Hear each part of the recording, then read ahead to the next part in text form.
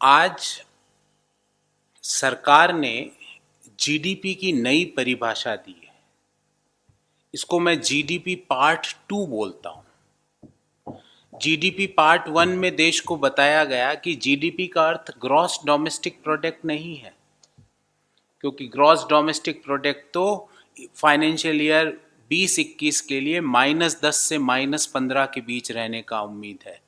Part 1 में देश को बताया गया कि जीडीपी का अर्थ गैस, डीजल और पेट्रोल है।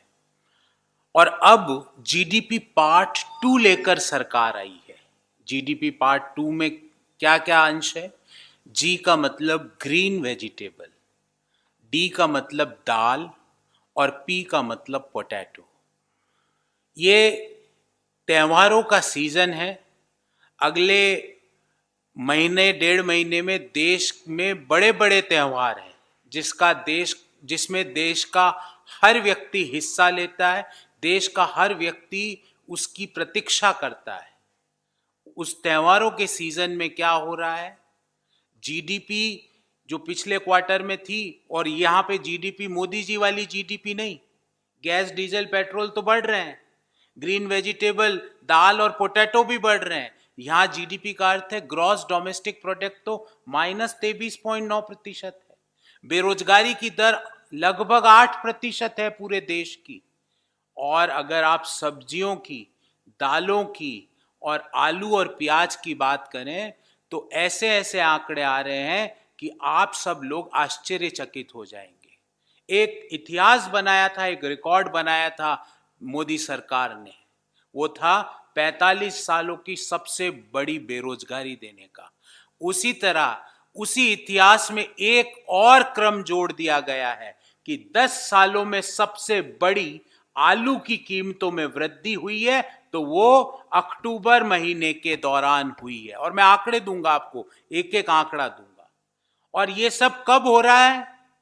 जब देश प्रमुख त्योहारों की ओर जा रहा है, जब देश के लोग 2 करोड़ 10 लाख लोगों ने अपना रोजगार खोया है अप्रैल से अगस्त महीने के दौरान, जब देश में हर सैलरीड क्लास कम व्यक्ति की या तो उसकी नौकरी गई है या उसकी सैलरी में कमी आई है। और उस दौरान क्या बढ़ रही है? जीडीपी ग्रॉस डोमेस्टिक प्रोडक्ट तो नेगेटिव में है। यहां पे जीडीपी का अर्थ है ग्रीन वेजिटेबल, दाल और आलू की कीमत।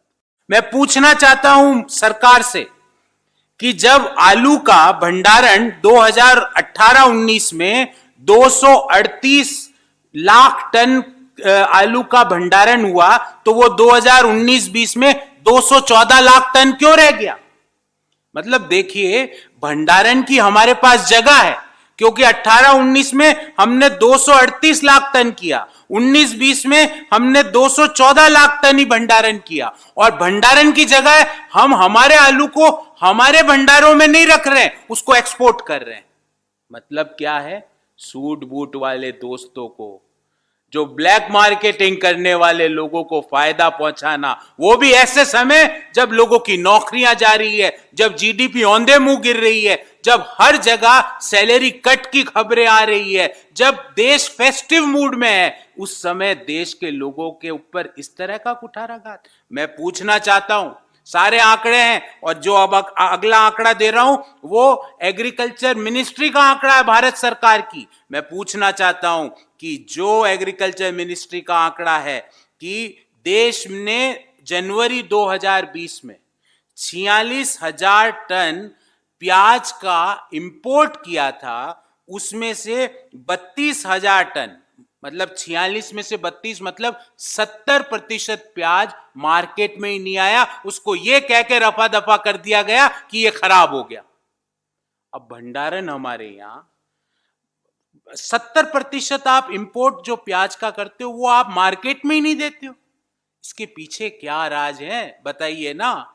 जीडीपी पार्ट 2 को क्यों बढ़ाना चाह रहे हो आप, और वो भी इस सीजन में? मैं पूछना चाहता हूं सरकार से कि अभी पिछले महीने ही आपने जबरदस्ती, अनडेमोक्रेटिकली, बिना संसद में डिस्कस किए फार्म बिल पास किए थे, और क्या कहा था फार्म बिल के ऊपर माननीय प्रधानमंत्री जी ने? बाकी माननीय एग्रीकल्चर मिनिस्टर कौन है वो तो देश को पता ही नहीं, पर माननीय प्रधानमंत्री जी ने क्या कहा था कि किसान अपनी फसल कभी भी कहीं भी जाकर बेच सकता है। मैं उनसे एक सवाल पूछ रहा हूं, और ये सवाल किसान भाइयों की ओर से है, सरकार से सवाल, कि जब उत्तर प्रदेश में जब टोटल जो 30 लाख टन आलू पड़ा था भंडारों में, जिसको आपने कहा था कि आप 30 नवंबर तक उसको भंडारण कर सकते हैं, स्टोरेज में 30 लाख टन आलू को रख सकते हैं, आपने उसकी तिथि 30 नवंबर से घटा के 31 अक्टूबर क्यों की? जो किसान को कहा गया आप आलू 30 नवंबर तक रख सकते हो, उसके तहत किसान ने, उत्तर प्रदेश के मेहनत का किसान ने 30 लाख टन भंडारण किया उत्तर प्रदेश के वेयर हाउसेज में। वो आपने 30 लाख टन जो आलू वहां पड़ा था उसकी डेट को 30 नवंबर से हटा के 31 अक्टूबर क्यों कर दिया? इसका मतलब आप नहीं चाहते कि बढ़ी हुई कीमतों का फायदा किसान को मिले। एक तरफ तो 1 महीने पहले ही आपने कहा था इन फार्म बिल से कोई भी किसान कहीं भी जाकर कभी भी अपनी फसल का दाम निश्चित कर सकता है, उसको इस तरह बाध्य क्यों किया जा रहा है? इसलिए किया जा रहा है कि बढ़ती हुई कीमतों का फायदा सिर्फ सूट बूट वाले आपके दोस्तों को मिले, अन्नदाता किसानों को नहीं मिले।